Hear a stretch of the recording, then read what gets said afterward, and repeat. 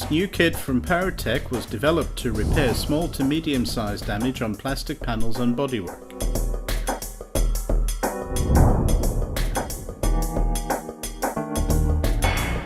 First, identify the type of plastic.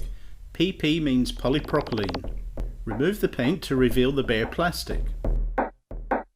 If mesh is to be used to reinforce the repair, cut to size.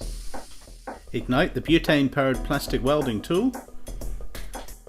Once it's up to temperature, the mesh is pressed into the plastic. If more material is necessary, choose the correct filler rod for polypropylene. Then melt into the adjacent plastic and smooth over using the welding head to achieve the desired shape.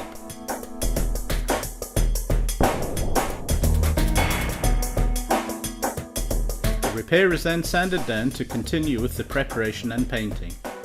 The versatile new butane gas-powered plastic welding kit from TEC.